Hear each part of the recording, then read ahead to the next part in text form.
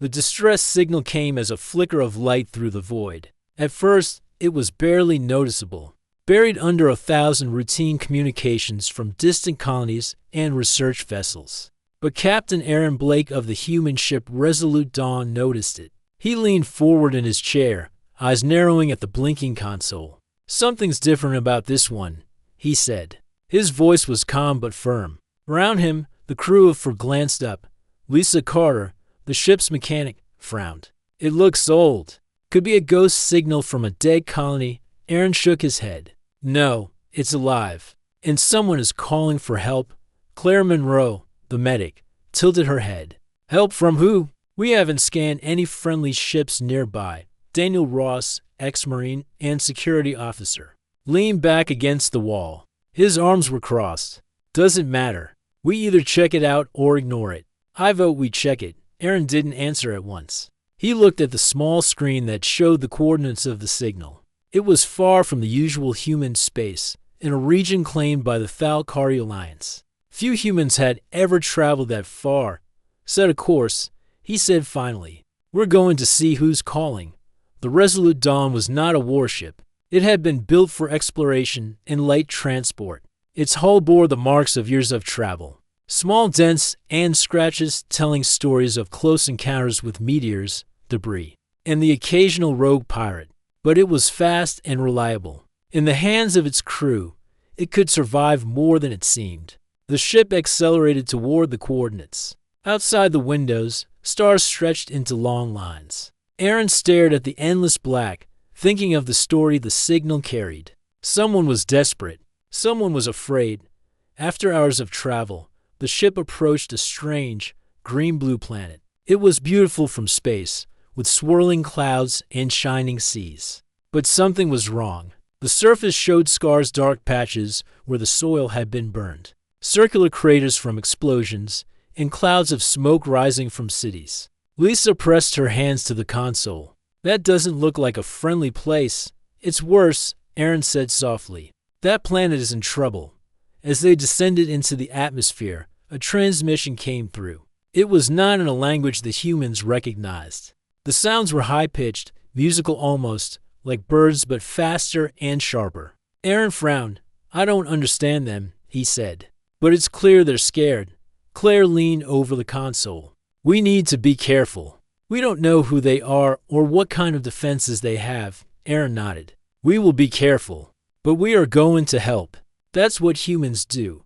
The ship broke through the clouds, and the crew saw the full devastation. Cities lay in ruins, towers twisted like broken trees. Fires burned in pockets across the land. Strange shapes moved among the rubble, creatures with tall, thin bodies, glowing eyes, and limbs longer than a human's.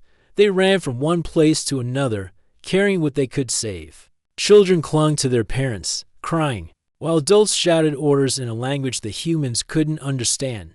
Daniel's jaw tightened. "We're not leaving them like this." "Not a chance." Aaron guided the ship closer to the largest settlement, hoping the aliens would not see them as a threat. They hovered above a wide plaza where hundreds of the Thalkari would later learn their name were gathered. The thin arms waved toward the sky, faces pale and filled with fear. Aaron lowered the landing ramp slowly. The Thalkari stepped back, watching, unsure. They were clearly not used to visitors who could appear out of the sky. Aaron raised his hands in a gesture of peace. "We're here to help," he said, knowing they could not understand him yet. "We come in peace," a few Thalkari whispered among themselves. One stepped forward, taller than the rest, with shimmering silver skin and large, violet eyes. Aaron guessed this must be their leader. The alien spoke, and the sound came out in musical tones that vibrated through the air. It was beautiful, but the fear in the voice was clear. Lisa looked at Aaron. "Do we even know if they can understand us?" Aaron shook his head. "We'll find a way." The Thalkari leader made a motion, pointing toward the city. His eyes were wide, as if begging for help. Aaron understood the urgency. He motioned to Daniel and Lisa. "We're going in," he said. The landing ramp touched the ground with a soft thud. Dust rose in clouds around them. Daniel went first, scanning the area for danger. He carried a small rifle not loaded with lethal rounds, but enough to defend if needed. Claire stayed close to Aaron, ready for any injuries they might find. The Thalkari hesitated, watching the humans move through the rubble. They were unarmed, but they carried an aura of strength, of calm determination. Even in chaos, they moved with purpose. Aaron approached the tallest Thalkari. He held out his hands, trying to show he meant no harm. The alien tilted its head, uncertain, but then nodded slightly. It motioned for them to follow. The humans followed the Thalkari through the ruined streets. Everywhere, they saw evidence of destruction: buildings torn apart, fires still burning, and bodies lying where they had fallen. The humans looked away where they could, but they could not ignore the suffering. They reached a plaza where a small group of Thalkari were defending children from a few remaining Scythe raiders. The humans froze for a moment. There were not many enemies, but they were armed and vicious. Aaron whispered to Daniel, "We can't let them get hurt." Without waiting for orders, Daniel moved forward. Lisa and Claire followed. They were not soldiers, but humans had a way of acting when it mattered. Daniel's movements were fast and precise, and the Scythe raiders didn't expect the humans' sudden intervention. Within minutes, the raiders were disarmed and fleeing. The children cried, and their parents gathered them close. The Thalkari leader stepped forward, bowing slightly in respect. Aaron nodded, understanding the gesture. They had just saved lives, and that mattered. Lisa wiped sweat from her forehead. "We can't stay here too long. There might be more." Aaron looked around. The city was too large to save alone, but they could do something. "We need to organize them. If we can get these people to defend themselves, they can survive until reinforcements come." The Thalkari leader pointed to a nearby building. Aaron guessed it was their council hall. He motioned for everyone to follow. Inside, the humans found a large room filled with maps, holoscreens, and terrified aliens trying to make sense of their situation. Aaron walked to the front. "Listen to me," he said. His voice was firm. "We don't speak your language yet, but we will work with you. We can help you fight, and we can help you survive. But you have to trust us." The Thalkari looked at one another, unsure. But desperation was written in their faces. The humans could see that. Aaron continued, "We don't have many weapons, but we have knowledge. We can teach you how to defend yourselves. You can fight back. You don't have to die quietly." A small murmur ran through the room. The Thalkari were not warriors. They were scholars, scientists, and artists. But the humans' confidence, their calm in the face of fear, inspired something inside them. Claire walked among the Thalkari, checking for injuries. "We will patch you up. You don't have to die alone." Lisa and Daniel began to look over the city's remnants, finding materials that could be used to make weapons or defenses. Even simple things could become tools in the right hands. Aaron looked out the window at the fires burning across the city. He knew the Scythe would return if they sensed humans were here. They had only a short time, but he also knew humans were not afraid of impossible odds. He turned back to the Thalkari leader. "We're not leaving. We will stay and help you." The alien nodded slowly, the fear in its eyes giving way to a glimmer of hope. For the first time since the attack began, the Thalkari allowed themselves to believe that help had arrived, not the help they expected, but something far stronger. As night fell, the humans and Thalkari prepared for what was coming. Fires flickered across the city, casting long shadows. The humans moved among the frightened aliens, teaching, encouraging, and defending. The first day had been about arrival. The next day would be about survival.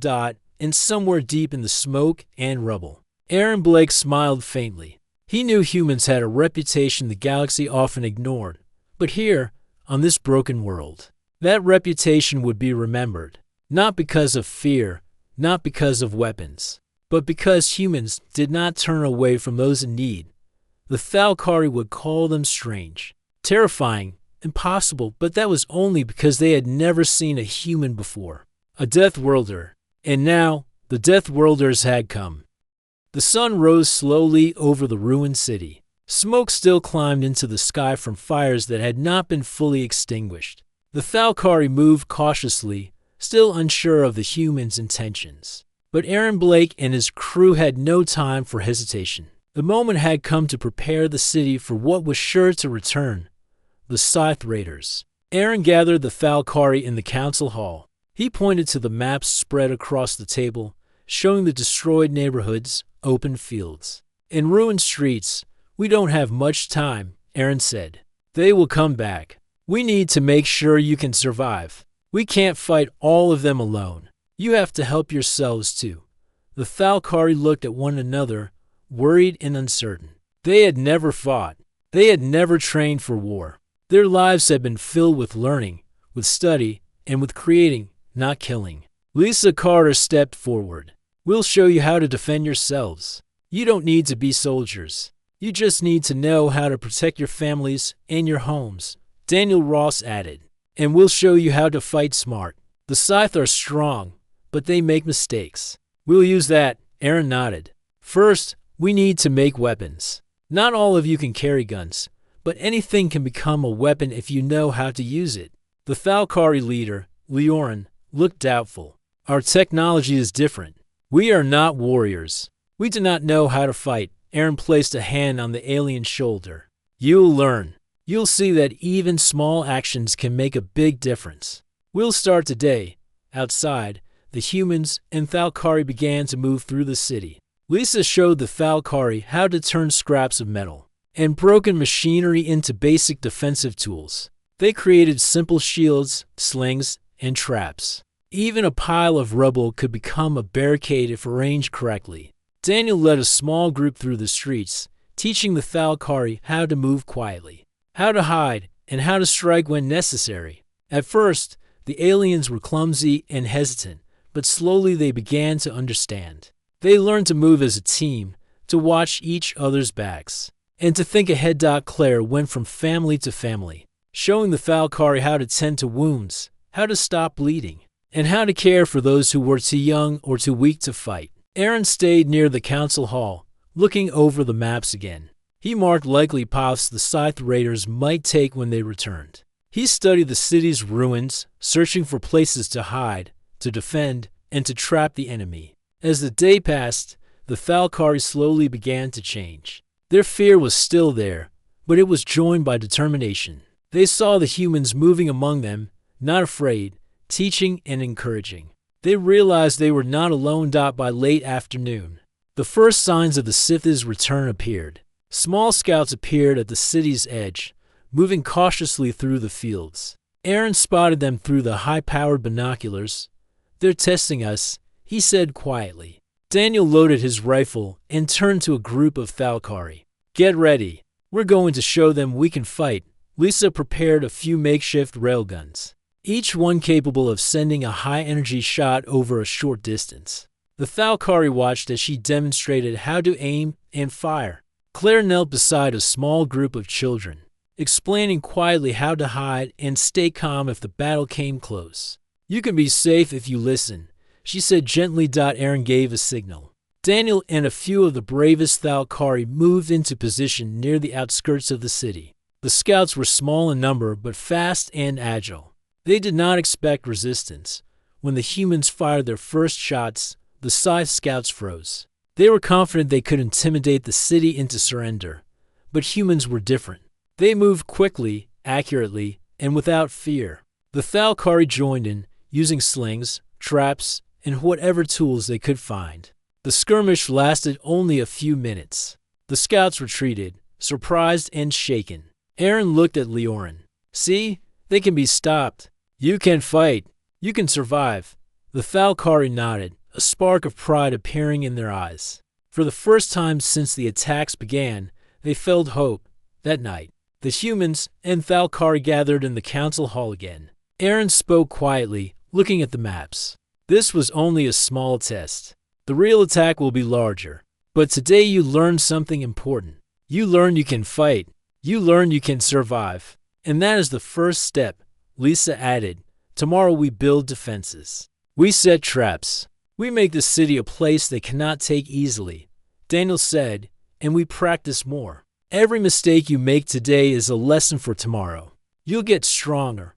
Claire looked around at the frightened but determined faces. "Remember, we're here. You're not alone. Even if it feels impossible, you are not alone." Aaron gave a small smile. "Humans have a saying. It goes like this: when things are at their worst, that is when we show what we can do. Tonight, you all showed courage. Tomorrow, we take it further. The night was long and quiet, but the humans did not rest.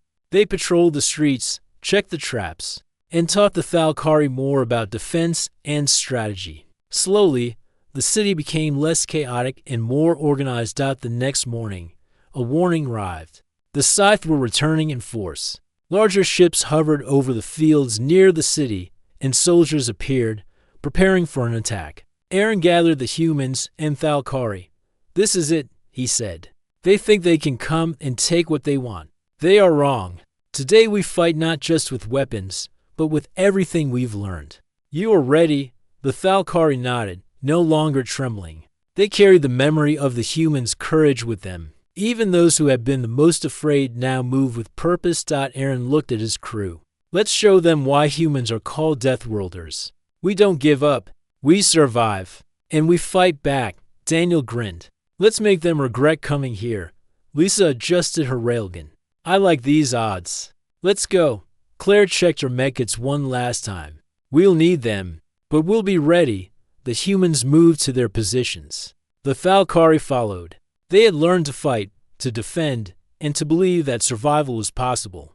The first wave of the Scythe attack began as the sun climbed higher in the sky. Soldiers rushed toward the city, confident in their numbers and their weapons. But they were met with resistance they had not expected. Aaron and Daniel led ambushes from hidden positions. Lisa fired her railgun, sending enemies flying. The Thalkari used their new skills, firing slings, dropping traps, and fighting alongside the humans. The Scythe faltered. They had expected an easy conquest, but the humans and Thalkari fought with coordination and courage. Every retreating enemy left a story behind of unexpected resistance. By midday, the first major push had been stopped. The city, though battered and scarred, still stood. The Thalkari looked at the humans with gratitude and awe. They had never imagined that help could arrive like this, fierce and fearless. But willing to fight for them, Aaron gathered the Thalkari again. "You've done well. Today you learned that you can fight. Tomorrow we make sure they cannot take this city at all. We build stronger defenses, we train harder, and we prepare for whatever comes next." The Thalkari cheered quietly. For the first time, they believed they could survive, that they could win. The humans had shown them courage, strength, and determination. They had shown them what it meant to be Deathworlders. As the sun set, the city looked different than before. Fires had been controlled, walls reinforced, and the Thalkari were ready. The humans walked among them, teaching, guiding, and preparing for the next day. Aaron looked up at the sky, where the distant Scythe ships still hovered. He knew this was only the beginning, but he also knew something important. Humans did not give up. Humans did not turn away from those in need, and the Thalkari were learning. By nightfall, the city was ready. The humans had transformed frightened civilians into fighters. They had taught hope in a place where fear had ruled, and they had made a promise, silent but powerful, that they would not leave. The next attack would be larger, the next challenge greater. But the humans and Thalkari were no longer alone, and that made all the difference. The Deathworlders of Earth had come.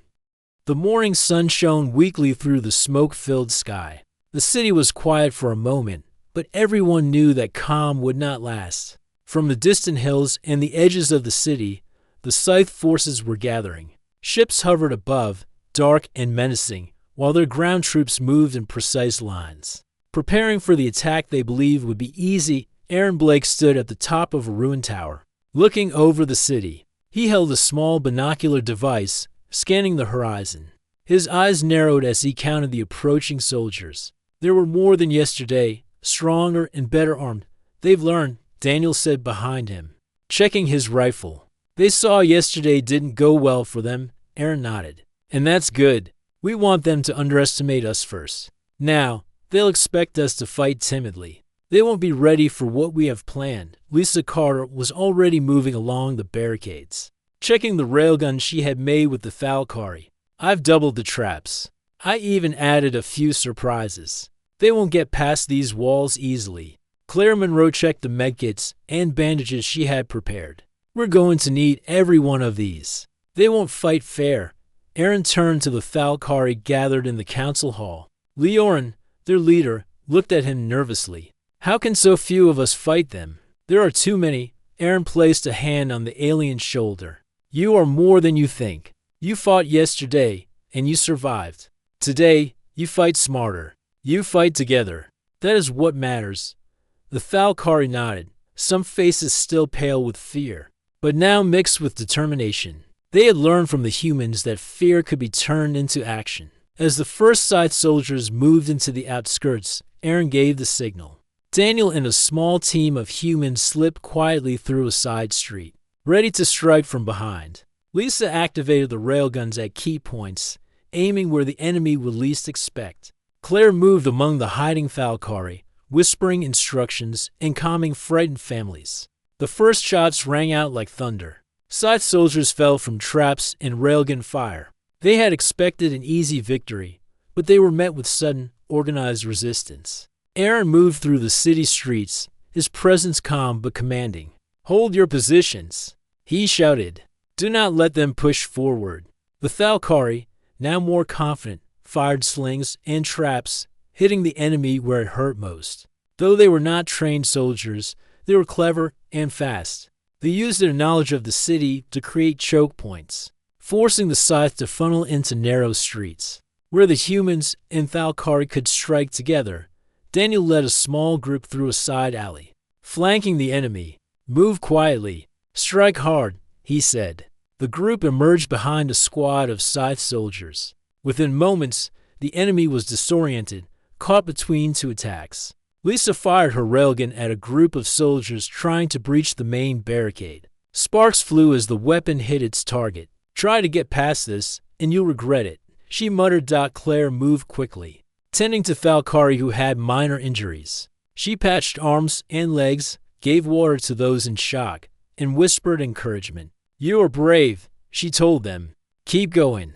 You can survive this. Aaron noticed a group of scythe approaching the city center, aiming to cut off the civilians. He called out to Daniel. Intercept them. Stop them from reaching the plaza. Daniel nodded.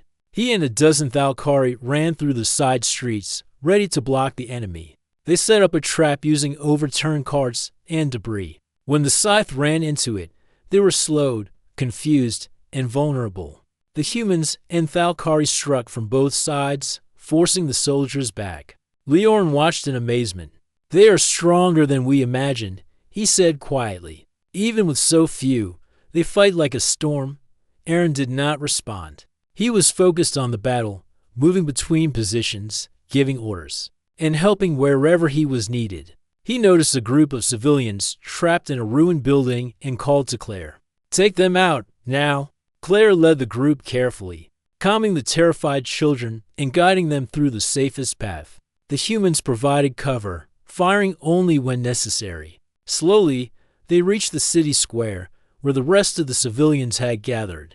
The scythe adjusted their tactics, sending in faster, stronger troops. They expected humans to be easily defeated, but they had underestimated the training, preparation, and courage of the survivors. Every ambush, every trap, and every shot slowed them down. Aaron spotted a squad of enemy soldiers attempting to climb a ruined wall to reach the council hall. He signaled Lisa, "Target the climbers." Lisa fired the railgun. Sparks and smoke filled the air as the soldiers fell back. The others hesitated, giving Daniel and his team the chance to rush in and block them completely. The battle raged for hours. The Thalkari, under human guidance, fought with determination and skill. Even those who were scared at first moved with precision and confidence. They had learned that fear was not the enemy in action was dot at one point. A group of Thalkari began to panic as they saw a section of the wall collapsing under enemy fire. Aaron ran to them. Do not run, he shouted. Use it. Move it to trap them. Fight. The aliens listened. They turned the fallen debris into a barrier, slowing the scythe advance. Aaron smiled. See? You can do this. You are strong.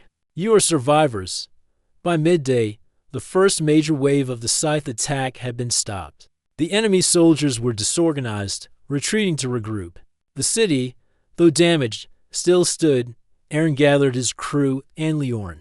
They will come back, he said. Stronger, faster, and smarter. But we've shown them that this city is not easy to take. And we've shown them that you can fight. That is what matters most. Leorin looked at him, awe in his eyes. You fight like a storm, he said. And you teach us to fight too. We did not know we could be strong. Aaron nodded. Strength is not just in your body. It's in your courage, in your willingness to act when others would hide. Today, you learned that. Tomorrow, we prepare for the next wave.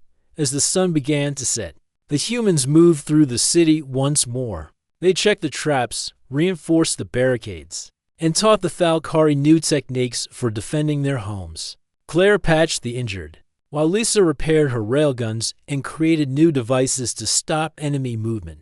Daniel trained the aliens in ambush tactics, teaching them how to use the city's ruins to their advantage. Aaron walked with Leorin to the city walls. They watched the distant hills where the remaining Scythe soldiers gathered. They will return tonight, Aaron said. Leorin shivered.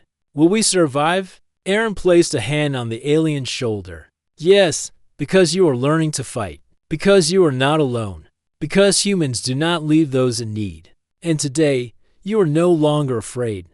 The city settled into an uneasy night. Fires flickered across the ruins, but the Thalkari moved with purpose. They guarded, they repaired, and they prepared. The humans walked among them, teaching, guiding, and watching for the next attack. Night fell completely. Stars shone above the city, and in the distance, the Scythe forces gathered.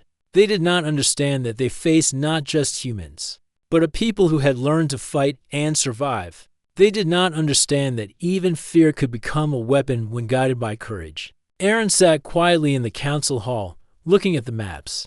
He marked the positions where the next wave would likely strike and planned their defense carefully. Every street, every building, every trap was considered. The humans and Thalkari would be ready. Claire brought him a cup of water. You don't sleep much, she said softly. Aaron shook his head. Sleep can wait. Tonight, we watch, we prepare, and we survive. That is what matters. Lisa walked in, holding a repaired railgun. I think they'll be sorry they came here, she said with a small smile.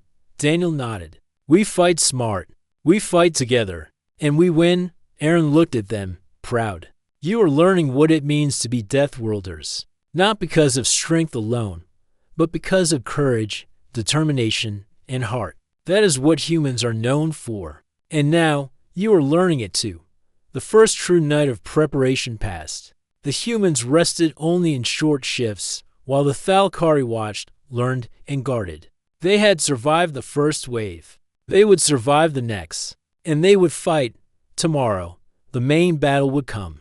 The Scythe would return in full force, confident that they could take the city. But Aaron Blake and his crew, along with the Thalkari, had prepared.